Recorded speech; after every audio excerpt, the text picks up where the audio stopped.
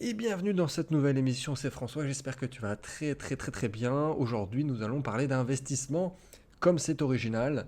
Donc on va parler de comment investir en 2022 parce qu'il y a pas mal de choses qui ont changé ces derniers mois, ces dernières années et dans le futur proche parce que les choses ont changé, ça risque pas de revenir en arrière. Et comme je le disais déjà en 2019 avec la sortie de la formation du même nom et du séminaire exceptionnel qu'on avait organisé, c'est la fin d'un monde.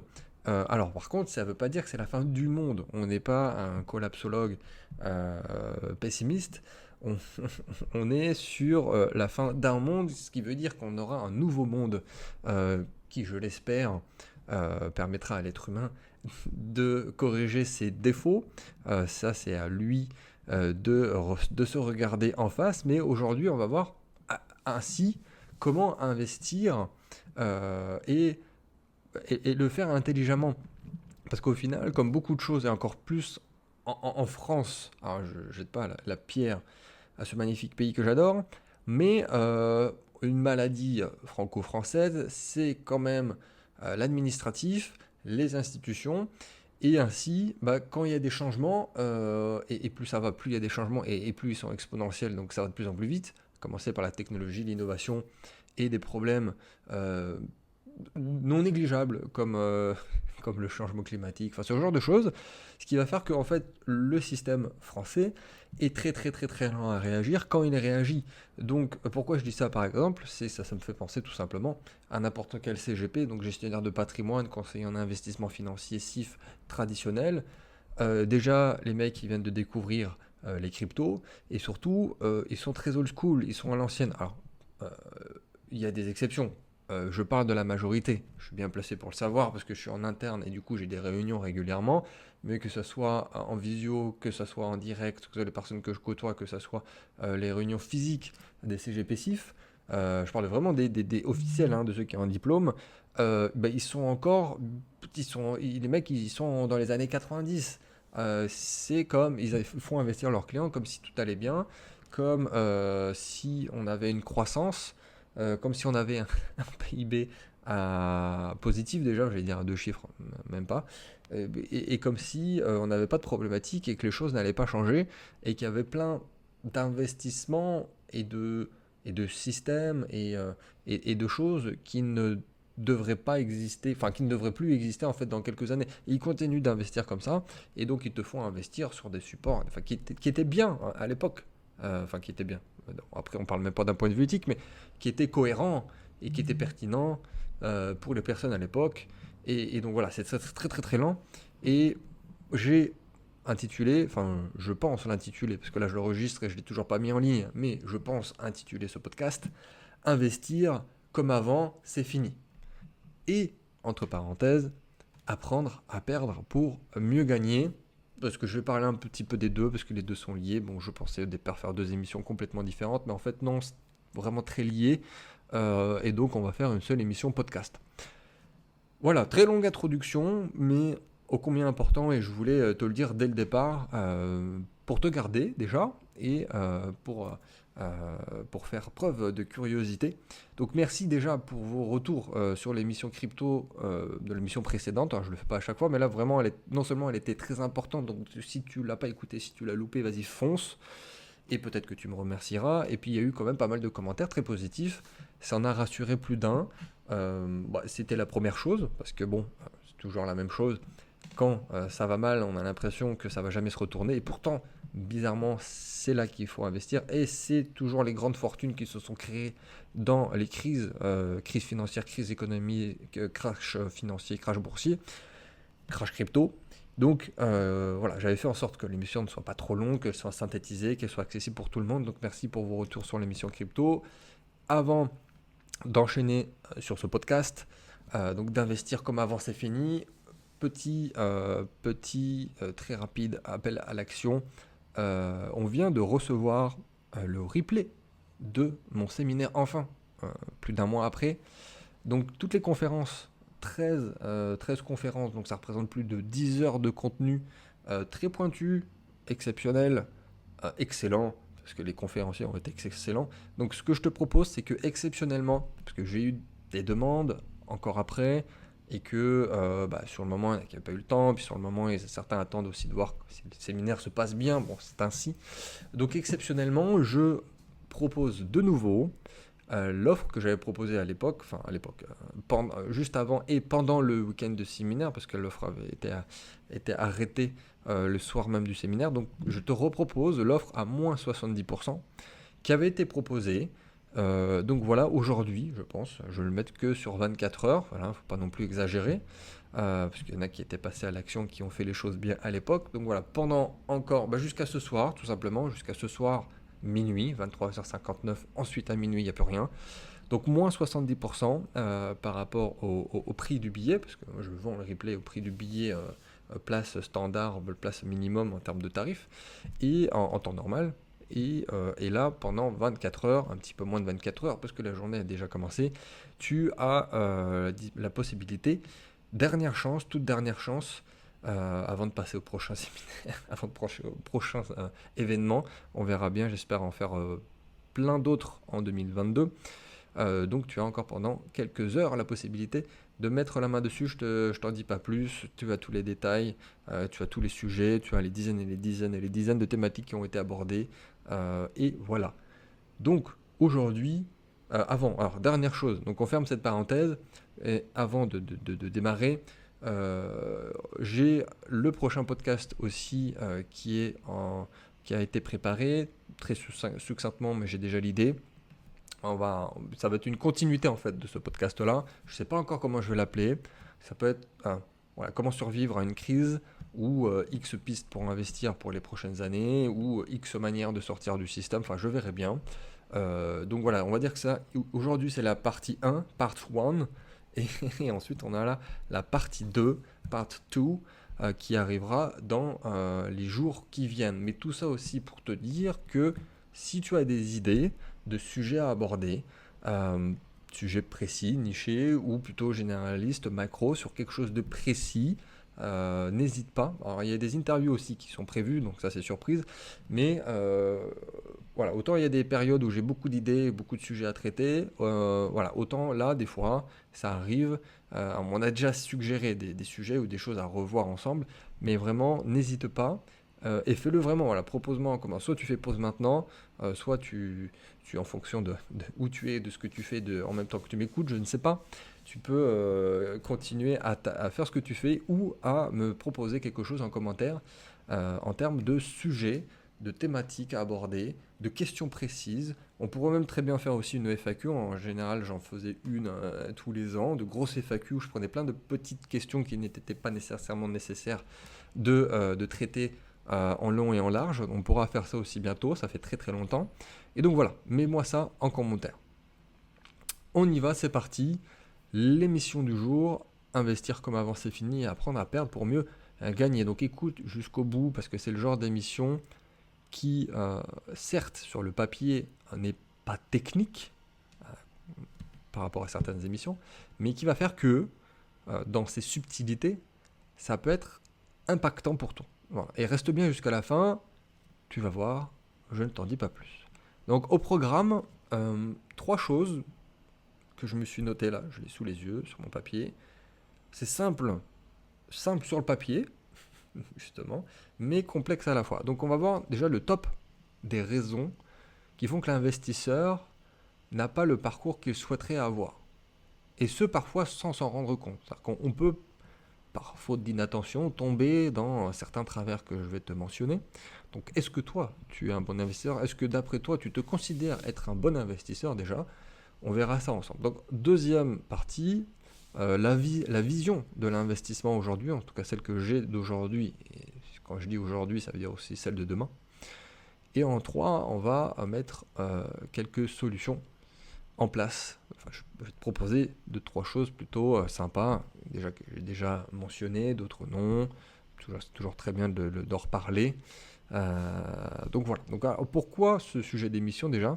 Parce que j'ai remarqué dernièrement, bien, ça fait depuis longtemps que je l'ai remarqué, mais récemment, entre les questions que j'ai eues au séminaire, les questions que j'ai reçues au sein de mon club Templeton avec mes clients haut de gamme, même au sein de ma formation crypto, j'ai eu à traiter le sujet plusieurs fois. ces derniers jours. En quelques jours, j'ai eu plusieurs fois la même question, ou formulée différemment, mais d'où cette question subtile, enfin cette notion subtile qu'on va traiter ensemble. Donc déjà, on va commencer par le sujet de, de perdre de l'argent. Donc perdre de l'argent, la peur de perdre de l'argent, la gestion de la perte et de la mise en place d'une stratégie que j'appelle de perte volontaire. C'est comme ça que j'appelle ça. Ça fait plus sérieux et surtout ça fait voulu. Donc c'est la stratégie de la perte volontaire pour mieux gagner. Donc c'est par exemple une stratégie que je m'applique à moi-même, que je mets en place au sein de mon club, le club Templeton par exemple, ou en privé, en individuel, pour ceux que j'accompagne en individuel sur l'investissement, sur la gestion de patrimoine, parce que ça reste le mieux pour être gagnant sur la globalité d'un patrimoine. Et que donc, plus ça va, plus on avance dans le temps, plus on va vers le nouveau monde, plus c'est aussi quelque chose de cohérent et de logique par rapport à ce qui se passe. Donc de manière générale, euh, j'ai compris en fait. J'ai compris pourquoi certains investisseurs sont moyens, voire perdants, et pourquoi d'autres sont bons. C'est que les plus détachés sont enfin, les plus détachés par rapport à la peur de perdre, les plus détachés par rapport à la perte sont les plus fructueux. Et les plus impliqués émotionnellement sont ceux qui vont faire des bêtises. Alors, jusque-là, tu vas me dire, blablabla, que peut-être c'est quelque chose que tu as déjà entendu ou que ça même semble logique, c'est vrai. Mais souvent, et tu vas comprendre là où je veux en venir, c'est qu'un investisseur débutant, il n'est pas prêt à perdre. Mais vraiment. Alors qu'un investisseur plus expérimenté, bon, qui au final est un ancien débutant, mais qui n'a pas abandonné ou qui a pris soit par quelqu'un d'autre, dans la meilleure des cas, soit par ses propres erreurs, bref, l'investisseur expérimenté, lui, il va chercher à perdre avec un money management intelligent, une gestion du risque chiffrée, et d'autres paramètres, bien sûr, mais ce n'est pas le sujet aujourd'hui.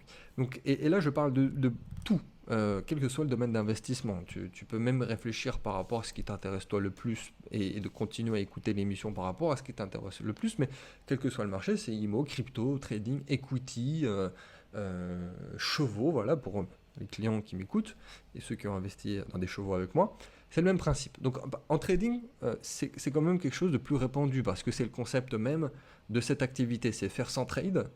Ceux qui ne fonctionnent pas, bah, on les coupe et ceux qui vont fonctionner, on prend les bénéfices au maximum sans même jamais potentiellement couper le trade pour aller chercher des gros chiffres. Donc c'est-à-dire que le trade reste ouvert pour aller chercher des performances. Et donc c'est un fantasme du débutant, du trader débutant ici dans le cas-là, dans cet exemple-là, de faire 100 trades gagnant sur 100. Parce qu'on joue avec les statistiques. Bon, le risque zéro n'existe pas, mais c'est même pas une question de ça. C'est qu'on va jouer avec les statistiques, voir ce qui va pas marcher ou à moitié, ou voilà, qui va fonctionner kiff-kiff. Et, et on va couper, on va arrêter, on va sortir, enfin bref. Par contre, ce qui marche, on va mettre le paquet. On va remettre une deuxième couche.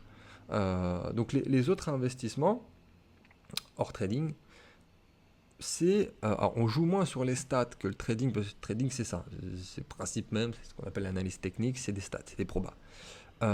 Les autres investissements, c'est quand même plus tourné vers ce qu'on appelle de l'analyse fondamentale, mais tous les autres marchés, c'est la même logique à avoir. Donc je vais te donner d'autres exemples, on va rentrer en profondeur, mais c'est soit prêt à perdre, mais vraiment, ça t'arrivera dans tous les cas, et déjà, quand ça sera ancré en toi, non seulement ça ira mieux psychologiquement, mais surtout, tu ne seras pas omnubilé comme un débutant par comment je fais pour ne pas perdre et comment je gère mon patrimoine pour, à l'inverse, assumer des pertes qui de toute façon vont arriver et pour aller chercher plus de gains dans ce qui marche. Et j'ai eu une discussion avec une cliente récemment voilà, qui voulait rentrer sur le club Templeton et qui m'a dit voilà, texto, je préfère garder mon épargne que devoir subir des pertes. Alors celle-là, j'étais pas prête. Alors déjà, non. Non, non, non, non, non, non, non. Ça, c'est pas possible de dire ça. Euh, bon, déjà sur la première partie, donc c'est la fameuse épargne de précaution française. Pas que française, mais surtout français et très, très épargnant. Mais qui, d'ailleurs, d'après les sondages, est un des effets les plus impactants sur le bonheur, vraiment, en France, c'est de détenir un montant suffisant d'épargne liquide qui, sur le papier, est sans risque et liquide et disponible. Bon, on met de côté le sujet de l'inflation record, des lois qui permettent à l'État de ponctionner ton épargne si besoin, enfin bref, qui sont quand même pour moi deux points tellement importants et risqués qu'il n'y a pas besoin d'autres points pour prendre la décision de justement de ne pas de laisser le moins possible de cash en banque, parce que c'est la vraie définition du risque. C'est de, en fait, tu as la certitude de perdre de l'argent en fait quand tu fais ça. Quand tu épargnes, quand tu laisses sur un compte en banque pendant une certaine période de temps, tu as 100% de chance de perdre. Donc me sortir un je préfère garder mon épargne, c'est en fait, je le traduis que je préfère être 100% sûr de perdre de l'argent. Merci l'inflation. Et là, il y a le deuxième paramètre que j'ai très rapidement mentionné, toutes les lois qui vont dire que quand on arrive sur un risque systémique où vraiment on a une grosse crise, où là potentiellement, et là on ne te prévient pas, bim, on te prend l'argent. Donc là, direct, c'est même plus une question d'hyperinflation, c'est on te prend le pognon. Donc je préfère garder mon épargne, je préfère être sûr et certain, François, de perdre mon argent sur le long terme, argent que j'ai gagné à la sueur de mon front, je préfère le perdre que d'avoir une stratégie réfléchie où potentiellement on est sûr d'avoir des pertes de temps en temps, mais voilà, psychologiquement je suis pas prêt. Je suis pas prêt à que ça m'arrive comme ça. Par contre, je suis prêt à que ça soit progressif, mais au moins voilà que je perde mon argent progressivement. Bref, donc on écarte ce sujet. Avant de donner d'autres solutions, passons. Donc les tops des raisons pour lesquelles un investisseur va perdre et surtout mal gérer ses pertes d'un point de vue factuel, technique et moral.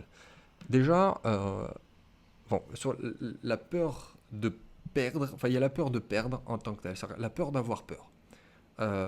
Et ça c'est typique souvent des placements alternatifs, parce qu'on ne s'y connaît pas, parce que pourquoi investir sur des choses qui sur le papier c'est pas de l'investissement, c'est pas de la finance, parce qu'on a martelé au français moyen que finance égale investissement, que finance égale économie, que finance c'est beau, c'est magique, c'est incroyable, et que forcément tu dois passer par un banquier diplômé et banquier qui va te faire gagner de l'argent. Donc du moment où ça sort de l'immobilier et de la finance, et encore immobilier, on va parler de Pinel, hein, parce que euh, faire de l'immobilier différemment et avoir un cash flow de suite, c'est déjà très très bizarre.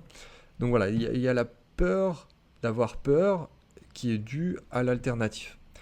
Deuxième raison, il y a le fait d'être trop gourmand. Donc là, c'est l'inverse. C'est-à-dire qu'on a investi. La gourmandise, c'est un des 7 péchés capitaux.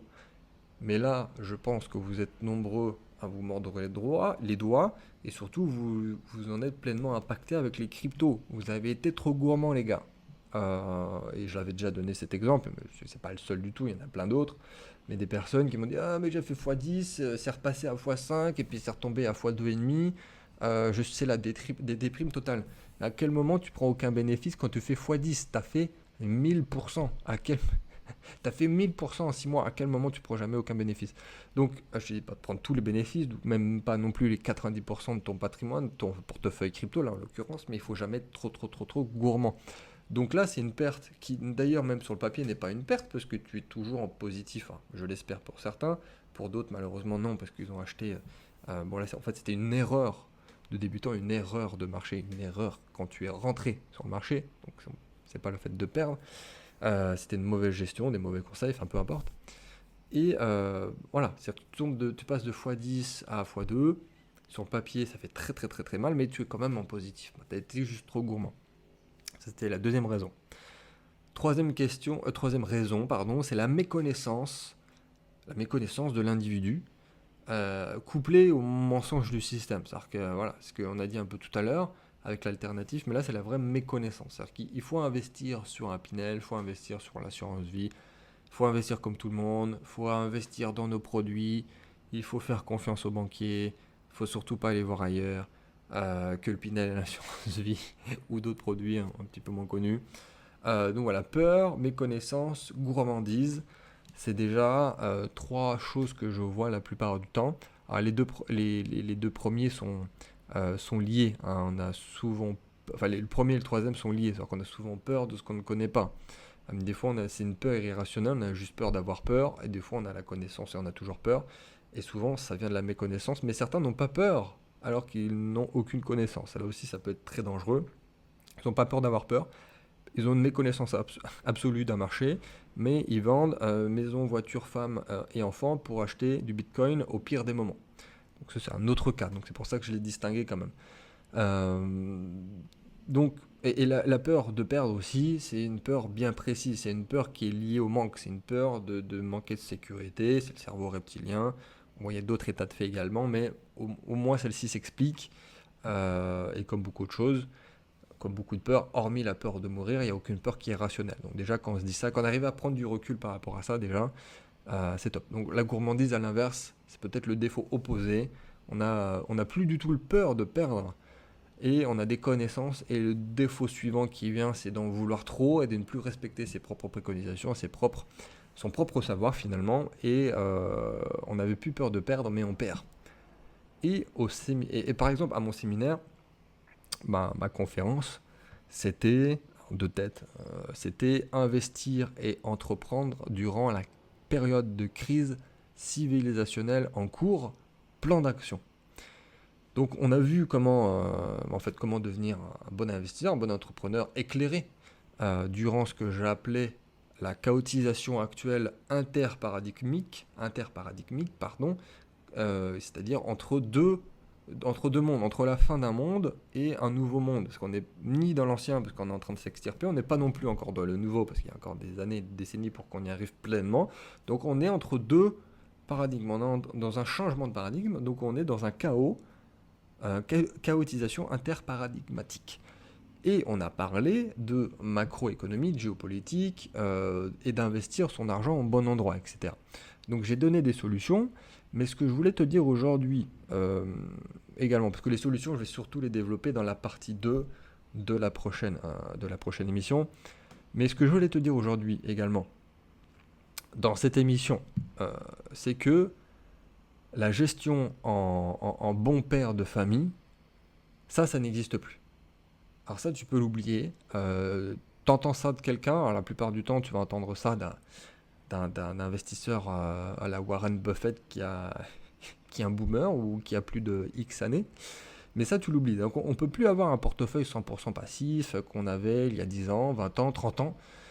Et puis il y a d'autres sujets qui me concernent que moi, mais voilà, comme le système de la bourse par exemple, qui pour moi est voué à un échec cuisant. Bon, je ne considère pas ça comme plus pertinent aujourd'hui, un portefeuille en bourse, et encore moins d'avoir un portefeuille dit de toute saison, un peu voilà, à la Ray Diallo, le fameux portefeuille de toute saison à la Ray Diallo. Donc c'est une question de principe, une question de paradigme et une question d'éthique également.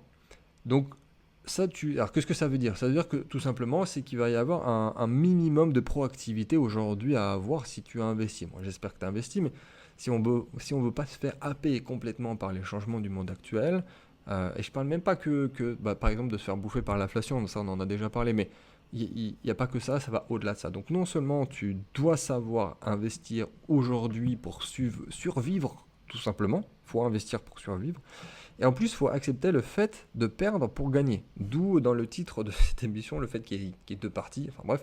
Donc en partant de ces deux principes-là, là tu seras un bon investisseur. Si tu as investi, que tu es prêt à perdre pour gagner, et que tu as investi de façon pertinente et que tu le fais systématiquement, là tu devrais t'en sortir bien mieux que la très très très très grande majorité des gens du pays et du monde. Donc par exemple, je vais donner plein d'exemples, mais investir dans des cryptos risqués, ok, oui, mais en créant et en gérant un portefeuille crypto pertinent, diversifié, bien pondéré, voilà, et en suivant le marché.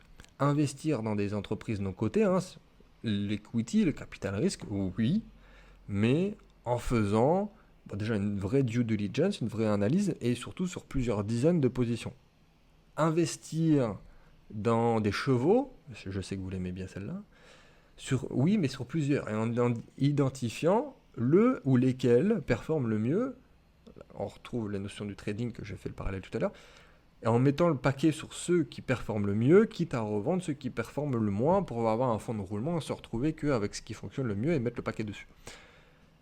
Et je me rappelle que au séminaire donc Richesse et Patrimoine 2022, il y a quelques semaines, il y avait un conférencier qui a... Alors, c'était qui si, je crois, c'était Nicolas Popovic, qui avait demandé à tout le monde de se lever, toute la salle, hein, donc 300 personnes, un petit peu moins parce qu'il y avait des Covid, de tout le monde se lever, puis progressivement il a demandé à ceux qui n'avaient jamais perdu de l'argent de s'asseoir. Bon, il y a une partie de la salle qui s'est assise, peut-être, je crois que la moitié, un truc comme ça.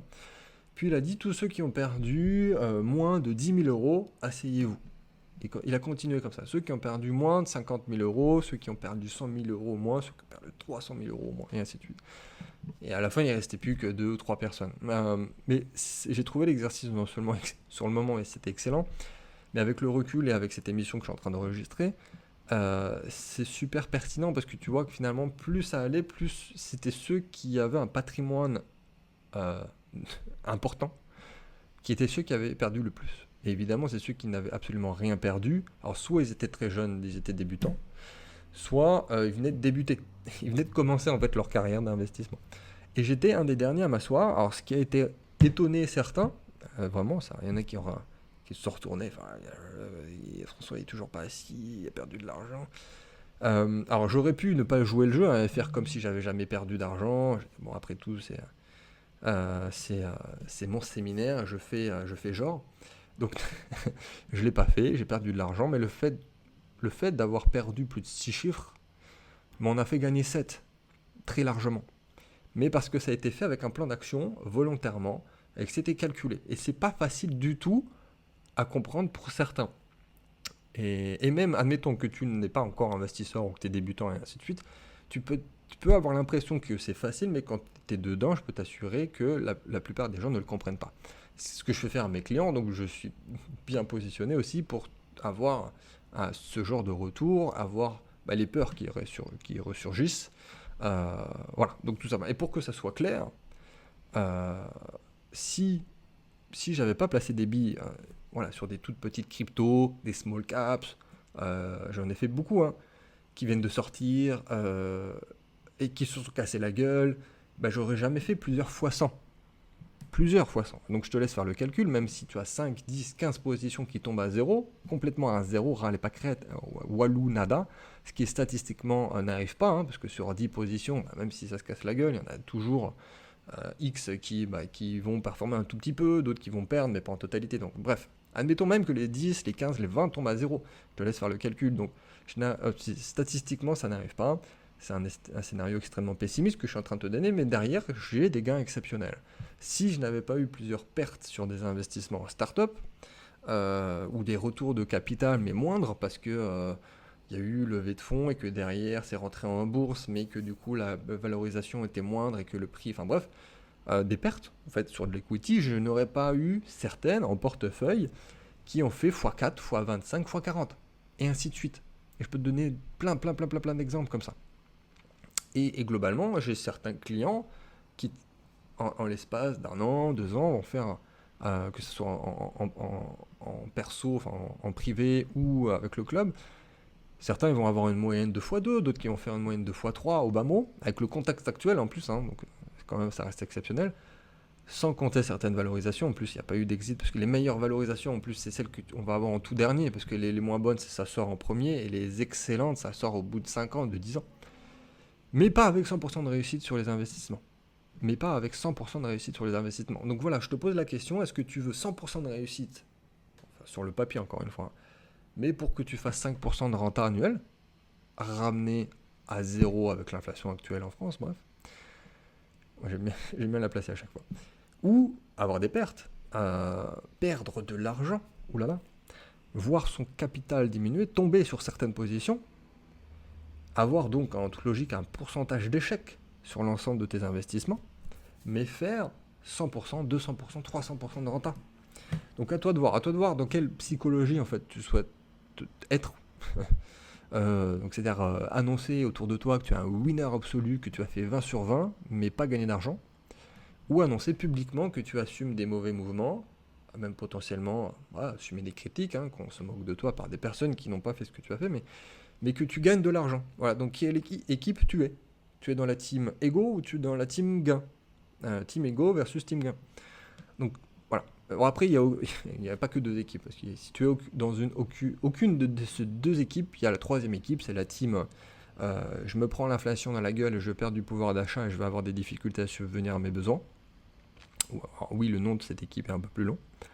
Donc tu dois faire quelque chose. Tu peux, tu dois le faire dans tous les cas. Tu as plein de façons de faire, fais-le intelligemment. Tu peux me contacter, par exemple, moi ou quelqu'un d'autre. Hein. Bien sûr, je ne suis pas sectaire, mais disons que j'ai une approche un peu particulière et que j'ai jamais vraiment retrouvé ailleurs ce que je fais moi à titre personnel et pour mes clients. Donc, mais voilà, tu peux te faire guider, tu peux nous rejoindre. Donc deux choses pour conclure cette émission. Justement, la première très rapide, je te rappelle que jusqu'à ce soir minuit, le replay du séminaire est disponible à moins 70%. Après, ça sera fini. Il n'y aura pas d'exception.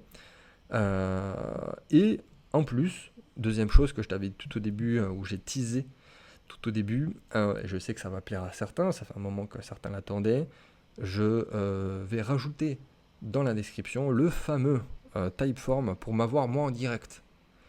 Je t'appelle pour te montrer le droit chemin, précisément. Ça fait 2, voire 3 ans que ce Typeform pour m'appeler en direct n'était plus accessible, parce que c'était mon équipe qui le faisait. Mais voilà, c'est-à-dire qu'au séminaire, j'étais ravi en fait, tout simplement, d'avoir des demandes d'accompagnement individuel, ou pour rejoindre le club, ou un peu plein d'autres choses, hein, on peut s'adapter. Donc j'ai décidé de le réouvrir pendant un petit laps de temps, je ne sais pas combien de temps, donc une pierre deux coups. À court terme, je te partage ce lien. Alors pas d'exception actuellement, si tu veux travailler ensemble, faire fructifier ton argent, développer quelque chose qui a du sens, ou même monter quelque chose, c'est d'abord en passant par ce lien, en répondant à un très très court sondage, et tu seras rappelé pour sûr, tant que je n'en ai pas marre. Donc ensuite, d'ici quelques jours, peut-être qu'il restera des places et j'enverrai un mail à ma liste pour les intéresser. Mes priorités aux auditeurs fidèles de ce podcast, encore plus à cette émission précisément pour ceux qui sont restés jusqu'à la fin. Donc voilà, je le mets. C'était une décision, mais je suis encore dans l'énergie du séminaire tout simplement. Puis bon, depuis 2019-2020, forcément les choses ont changé, j'ai vu moins de gens, comme tout le monde tout simplement, et puis ça m'a manqué. Donc je te remets El Famoso Typeform pour m'avoir en direct. Profites-en, fais-le sérieusement, parce que c'était des questions auxquelles il faut répondre sérieusement. Et voilà, je te dis à très vite pour une prochaine émission. On se dit très vite pour la partie 2 de ce sujet ô combien passionnant.